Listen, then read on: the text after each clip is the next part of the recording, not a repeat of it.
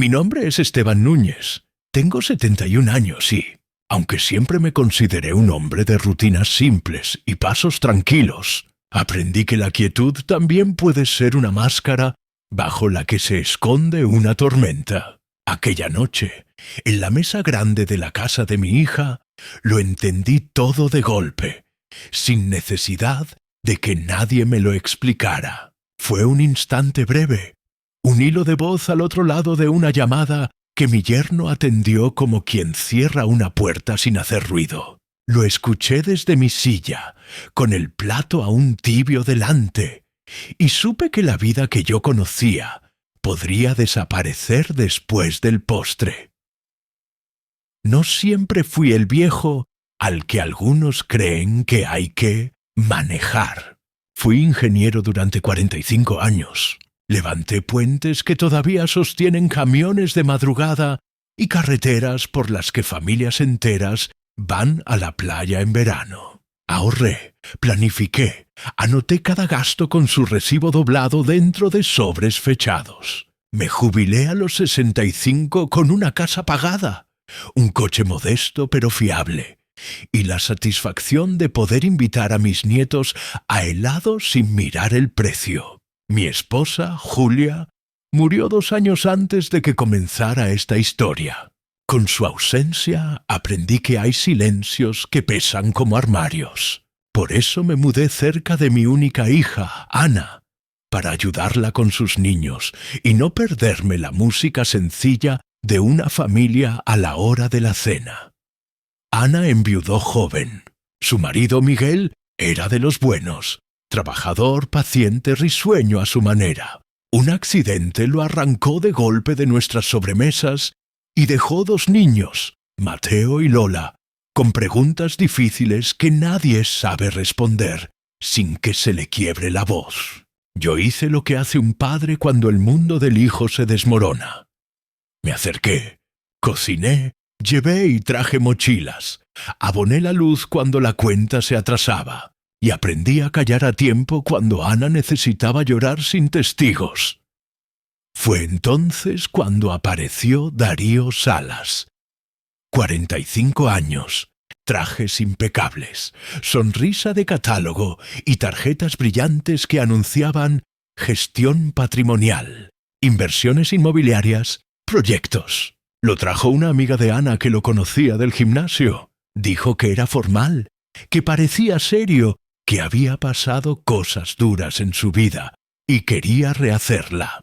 A mí, confieso, me pareció de esos hombres que hablan con mucha seguridad, pero no dicen gran cosa. De todos modos, Ana merecía una oportunidad de volver a reír sin culpa, y él se mostraba amable con los niños. La vida, me repetí, no siempre avisa cuándo es prudente desconfiar, ni cuándo es mezquino hacerlo.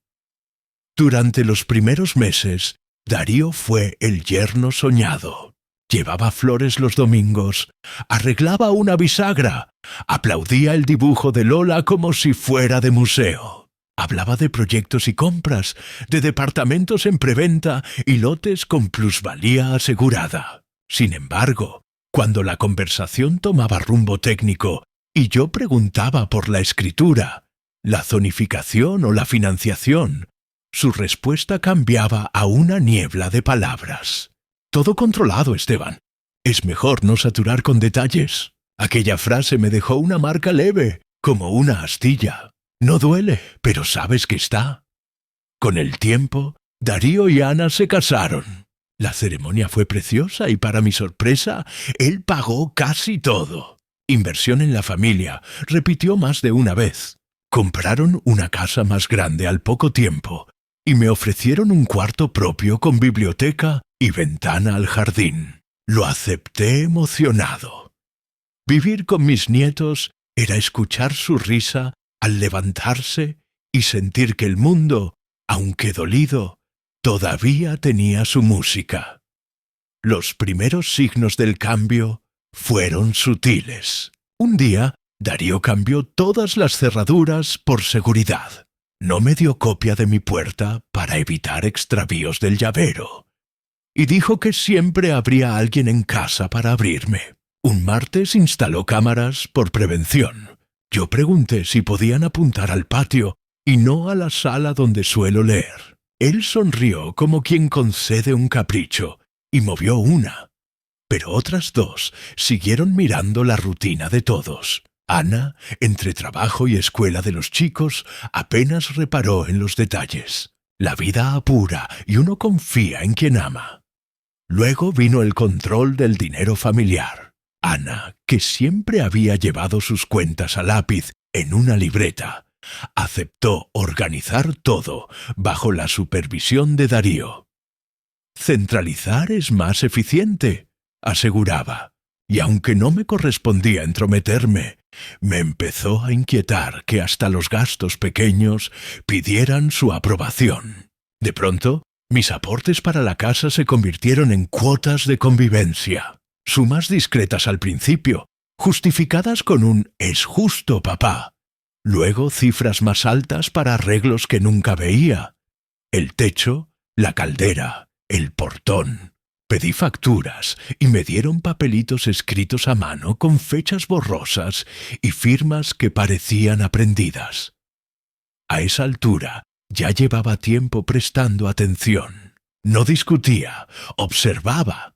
Y anota que te anota, saqué de un cajón un viejo hábito de obra. Registrar todo.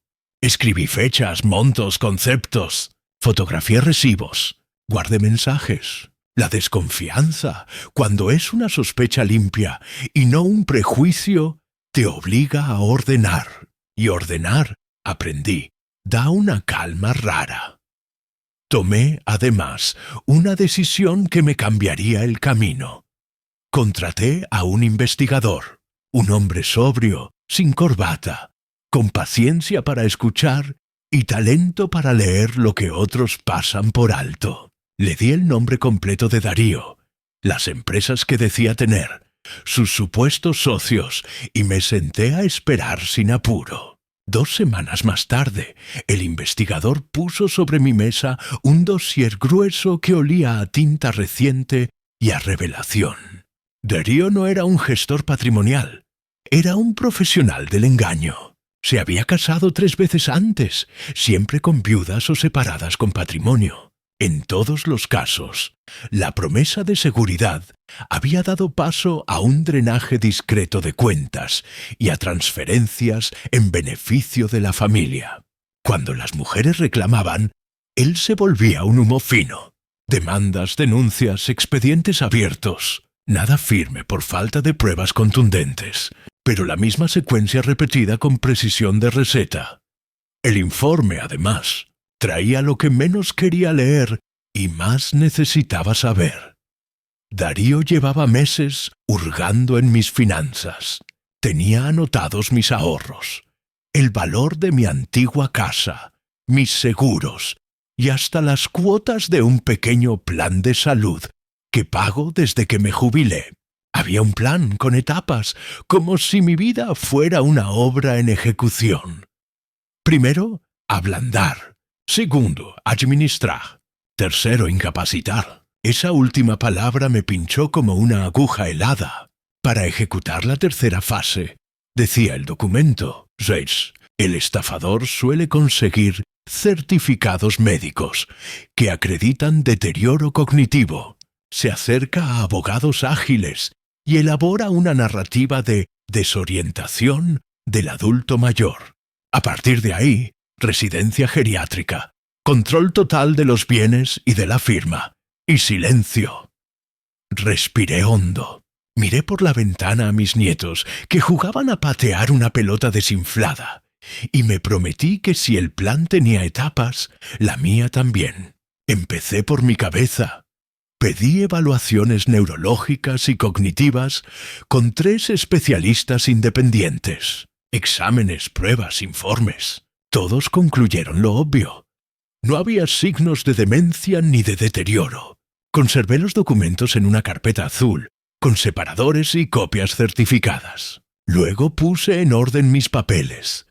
Testamento actualizado, beneficiarios ajustados, poderes revocados. Abrí cuentas nuevas en bancos donde nunca había operado y moví el dinero con la discreción de quien cambia una caja fuerte de habitación.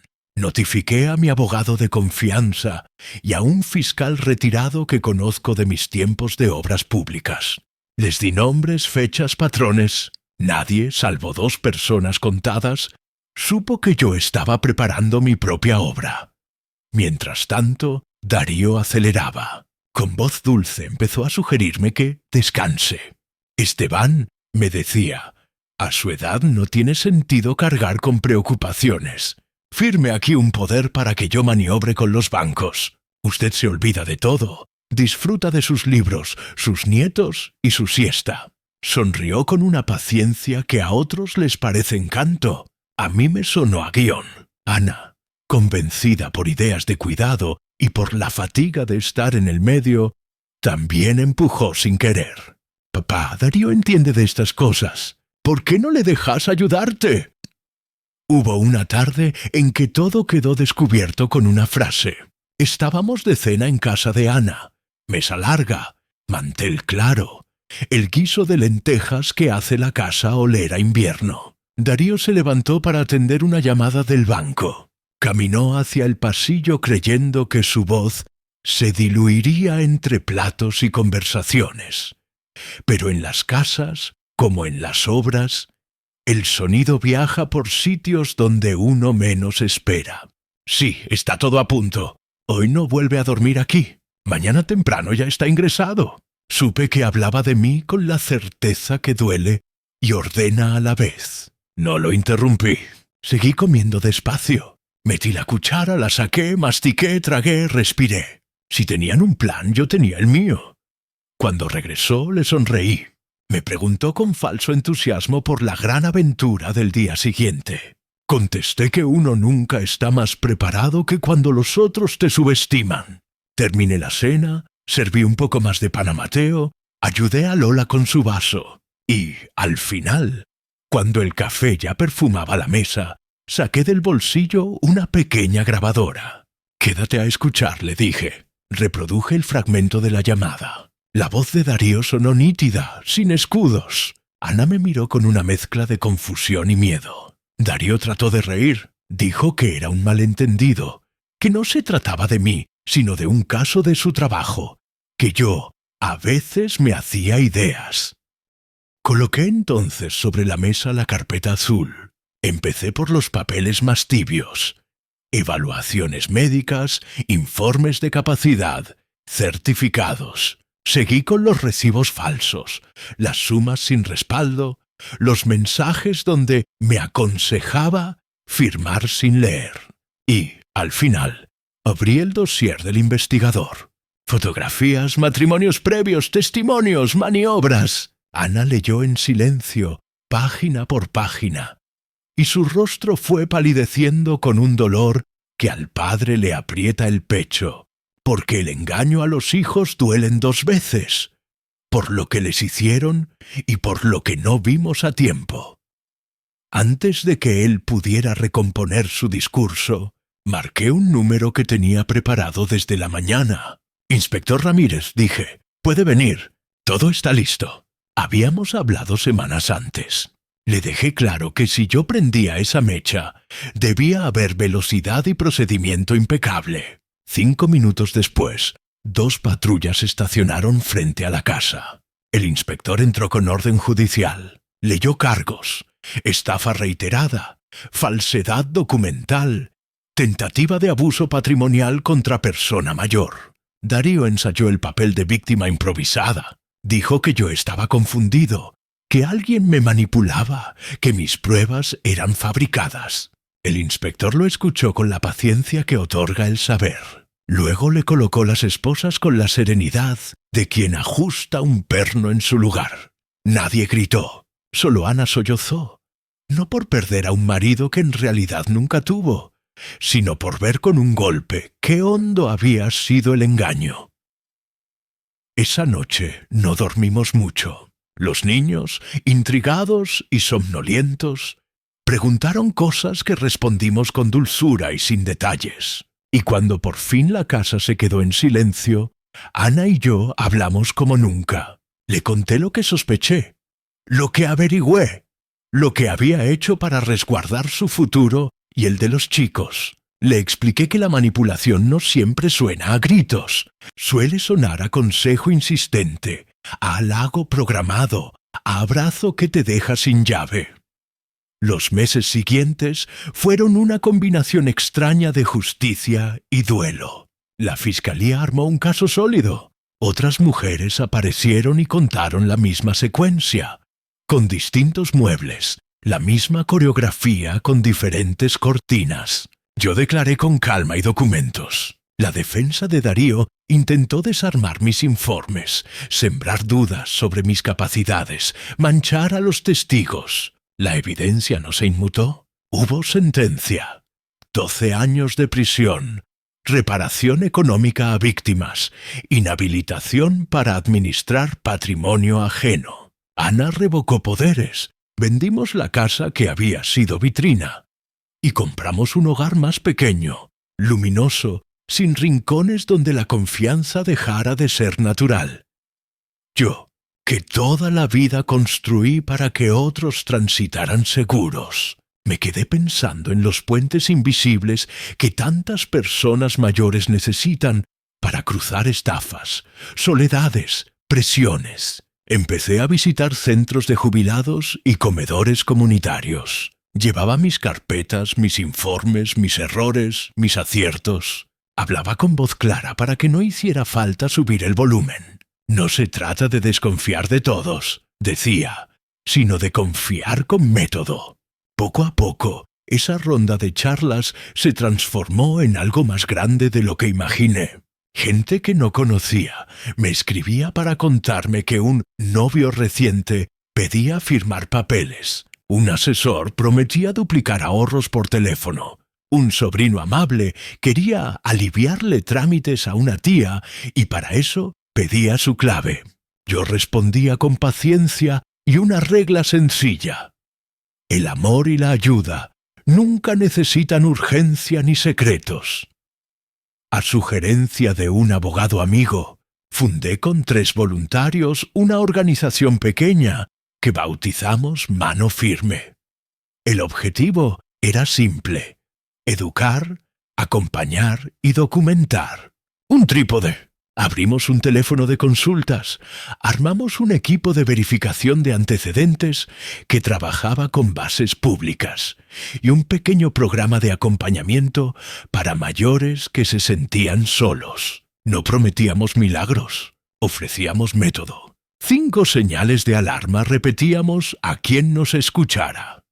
Interés repentino por tus cuentas, urgencia por firmar, intento de aislarte de quienes te hacen preguntas, gestión total de tu vida cotidiana y documentos que aparecen a última hora para aprovechar una oportunidad.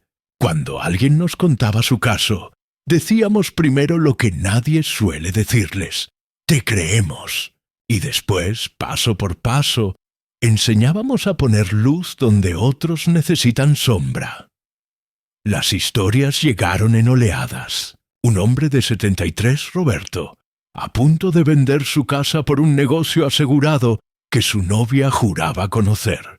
Alguien le habló de Mano Firme y vino con los ojos cansados. Investigamos. Ella tenía un historial idéntico en 3 provincias. Roberto canceló la venta. No hay triunfo más silencioso que un papel que no se firma. Una señora llamada Matilde recibía llamadas de un supuesto asesor que prometía duplicarle los ahorros. Con ella practicamos 3 preguntas básicas. ¿Licencia? ¿Es oficina verificable? ¿A contrato en mano para leer en casa? Las respuestas del asesor fueron un laberinto de evasivas. Matilde colgó el teléfono y anotó en un cuaderno su aprendizaje nuevo. Si algo suena demasiado perfecto, que te muestren dónde está el riesgo. Trabajamos también con familias. Muchos hijos adultos se acercaban con el miedo de parecer interesados si preguntaban por las decisiones de sus padres. Diseñamos talleres de conversación respetuosa. En vez de «papá, te están robando», proponíamos «papá, Te amamos y queremos que tomes decisiones con toda la información. ¿Qué te parece si te ayudamos a revisar a esta persona o a este contrato? Con ese simple giro, se abrieron puertas que antes se cerraban con portazos. Un día llegó Pablo con su padre Fernando. Él estaba enamorado de una mujer que brillaba por su habilidad para que todas las luces apuntaran a ella. Pablo temía que fuera una repetición de guiones peligrosos. No acusó, preguntó con cuidado, y su padre, lejos de tomarlo por enemigo, aceptó revisar.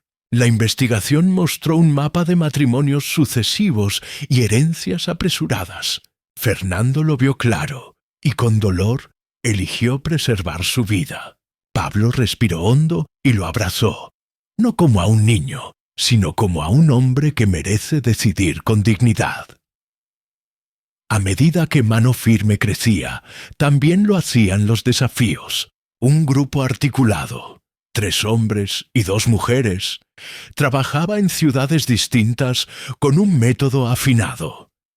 Él enamoraba, otro se presentaba como amigo con experiencia para asesorar.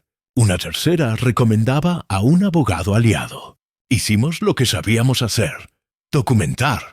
Colocamos, con autorización judicial, dispositivos para registrar sus encuentros. Mapeamos transferencias. Anotamos citas. 8 meses después, la policía ejecutó una operación limpia y por primera vez en años, esa red dejó de girar. La fiscal a cargo me dijo con una seriedad que guardo como medalla: sin su manera de pensar, de armar carpeta por carpeta, esto no era posible. En casa, mientras tanto, la vida encontraba su medida. Ana volvió a confiar en su criterio sin pedir permiso. Mateo creció y decidió estudiar criminología. Quiero proteger a quienes ya dieron toda su vida trabajando, me dijo, con esa mezcla de vergüenza y orgullo con la que los nietos confiesan un sueño. Lola eligió trabajo social. Le conmueve escuchar y ordenar historias que otras personas sienten que nadie les cree. Y yo, que al principio temí que la vejez fuera un pasillo con luces que se apagan una a una, descubrí que también puede ser una sala amplia, donde por fin uno habla sin apuro, escucha sin esfuerzo y abraza sin deuda. De vez en cuando recibo noticias de prisión, no porque yo las busque, sino porque hay vidas que insisten en hacer ruido aunque ya no tengan escenario. Supe que Darío intentó escribirle a Ana. Ella, que aprendió a distinguir la piedad de la trampa, no contestó. No necesito cerrar nada con él, me dijo. Ya cerramos con nosotros. Otras mujeres se unieron a nuestras reuniones para contar cómo escaparon de variantes del mismo guión. En cada testimonio hay un hilo común. Cuando alguien te pide que apagues las luces que siempre te guiaron, quien se extravía es él, no tú. Un aniversario importante de Mano Firme nos encontró en un salón prestado por una biblioteca pública. Llegaron familias con niños y fotos. Llegaron parejas mayores que se tomaban de la mano como si estrenar ese gesto les quitará años. Llegaron voluntarios nuevos con cuadernos vacíos y viromes con tinta lista. Subí a un pequeño escenario con mis carpetas de siempre, no por manía, sino porque uno debe parecerse a sí mismo para hablar con verdad. Dije que no somos menos por envejecer, somos más cautos, más lentos tal vez, pero más completos. Repetí que la autonomía no es soledad y que el cuidado no es control. Y pedí algo que aprendí con los años y que la ingeniería no enseña: elegirse compañía confiable con el mismo rigor con que se elige un material para un puente. Un tornillo barato a tiempo puede derrumbar una estructura entera. Una promesa hueca a tiempo puede quebrar una vida. Me detuve en una idea sencilla. Documentar es amar. Amar tu propia vida lo suficiente como para dejar rastro de los pasos. guardar un recibo, pedir una copia, leer 2 veces antes de firmar, preguntar hasta entender. Lo dije con delicadeza para que nadie se sintiera regañado. He visto demasiadas veces cómo el pudor nos roba preguntas que nos habrían ahorrado lágrimas. Con el tiempo, Mano Firme abrió oficinas pequeñas en otras provincias. Gente que jamás imaginé interesada en papeles. Vino a aprender a leer escrituras, a distinguir un poder especial de uno general, a detectar frases camufladas que luego habilitan abusos. Un día, una mujer de 70 años me abrazó a la salida de un taller y me susurró al oído: «Pensé que la edad me había quitado valor. Usted me lo devolvió sin hacerme sentir tonta». Fue el halago más grande que recibí en décadas. No por mí, por ella. No todo fue épico. Hubo mañanas apagadas, cansancio, casos que no logramos revertir porque la maniobra llevaba demasiada ventaja. Lloramos en oficinas prestadas. Acompañamos a firmar denuncias con manos temblorosas. Buscamos turnos psicológicos donde parecía no haber huecos. También aprendimos a cuidar a quienes cuidamos. El desgaste existe, el enojo también. El deseo de salvar puede nublar el respeto por la decisión de otro. Por eso cada voluntario que llega a Mano Firme escucha primero 3 frases. Las personas deciden. Nosotros informamos. La dignidad no se negocia ni se acelera. Cuando no sabemos, buscamos a quien sí sabe. Reglas simples que evitan extraviarse incluso con la mejor intención. Ana volvió a creer en el amor, pero no en los fuegos de artificio. Conoció a Andrés, maestro de secundaria, manos de tizas y paciencia de santo. No habla de inversiones, habla de libros. No compite con la memoria de Miguel, la honra. No vengo a ocupar sillas ajenas, me dijo cuando pidió conversar conmigo antes de proponerle matrimonio a mi hija. Lo investigué como se investiga lo que importa, mirando, escuchando, observando cómo trata al personal del restaurante, si devuelve el saludo al guardia de la puerta, si espera turno sin impaciencia. La decencia se ve en lugares pequeños. Andrés aprobó sin saber que estaba rindiendo examen, y hoy es parte de esta casa que no necesita cámaras para sentirse segura. A veces, al caer la tarde, saco las carpetas para ordenar alguna llamada pendiente y, sin querer, se me cruzan recuerdos de aquel Esteban que, en la mesa de su hija, escuchó a un hombre planear su encierro como quien encarga un traslado de muebles. Pienso en la tentación de la rabia, en el filo del miedo, en lo fácil que habría sido responder con gritos y perderlo todo. Y agradezco haber escuchado una vieja voz de obra, medir, marcar, cortar, montar, hacerlo en orden. No porque la vida pida siempre planos, sino porque cuando hay gente que opera con libreto, conviene tener uno mejor. También pienso en quienes quizá están viviendo ahora una versión de este relato. Personas mayores que sienten que molestan, que se creen un peso, que aceptan presiones por no dar trabajo. Les diría que nadie se estorba en la casa que ayudó a construir, que pedir explicaciones no es abuso, es cuidado propio, que firmar despacio no es descortesía, es inteligencia, que las buenas personas no se ofenden cuando preguntas, se alegran a quienes, por ignorancia o maldad, miran a los mayores como cajas fuertes con piernas. Les tengo un mensaje que nació de la rabia y se templó en la paciencia.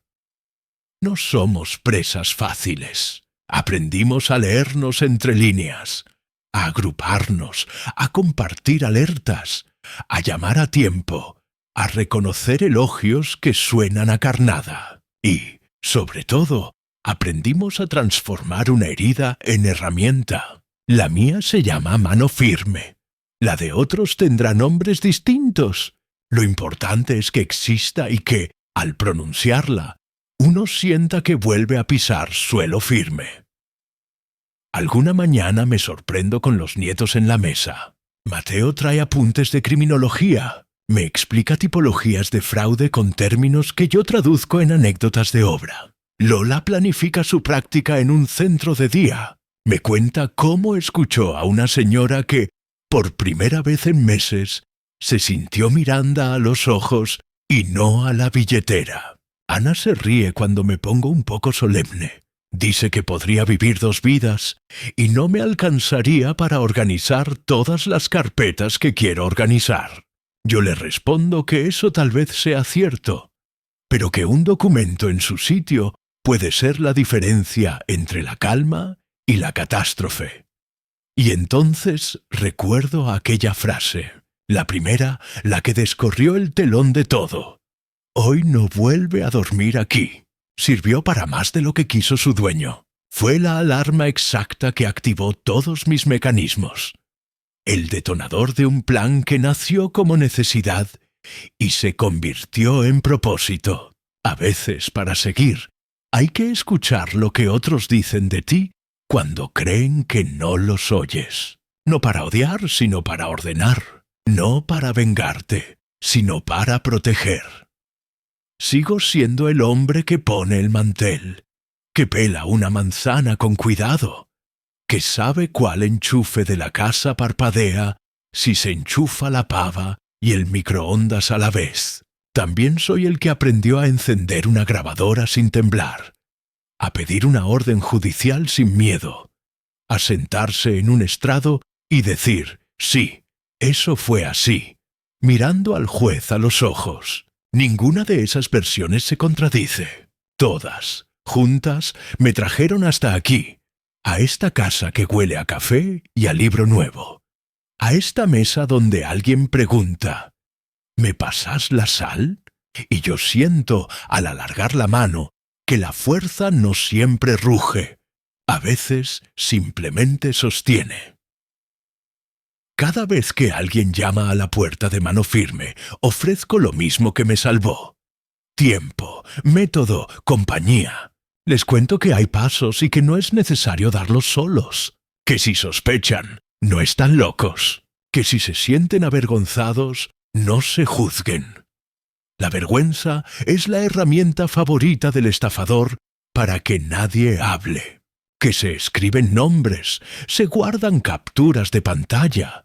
Se piden segundas opiniones, se llama a un médico amigo, se busca a la abogada del barrio, se conversa con los hijos sin convertirlos en enemigos. Les digo que la vida digna no requiere permiso y que la edad no cancela derechos, los hace más urgentes. A esta altura de mis años no me deslumbra cualquier brillo. Me conmueven pequeñas victorias, una firma demorada, una pregunta hecha a tiempo, una puerta que no se cierra. Me conmueven los rostros que dejan de estar tensos cuando comprenden que todavía pueden decidir, que todavía pueden decir no, sin sentirse crueles. Me conmueve, sí, haber sido capaz de convertir una frase que pretendía, quitarme el sueño en el inicio de un puente por el que hoy caminan, otros con menos miedo. Si algo aprendí, y quiero dejar dicho con la claridad de una voz en off, que no sube el tono para convencer, es esto. El amor auténtico nunca te pide que apagues tu criterio. Te invita a usarlo. La ayuda verdadera no te resta autonomía, te la devuelve. Y la familia, esa palabra que tantos usan para cargar de culpa, es, en su mejor versión, un equipo que se reparte tareas, que se pide perdón a tiempo, que acepta que preguntar también es una forma de cuidar. La historia que me tocó vivir no me hizo héroe ni mártir, me hizo sencillamente más riguroso con lo que me importa y más compasivo con lo que ignoro. Me dio una nueva profesión sin título, tejedor de redes. Y, aunque a veces el cansancio me gana, basta con abrir una carta donde alguien escribe «No perdí mi casa», o escuchar a un nieto decir «Quiero hacer lo que tú hiciste por otros», para que uno se ajuste la bufanda encienda la lámpara del escritorio y vuelva a su carpeta. Porque hay noches en que lo único que se necesita para que un plan oscuro se desarme es que alguien, a tiempo, coloque la primera hoja en el lugar correcto y se siente a escuchar con paciencia cómo la verdad, a su ritmo, se ordena.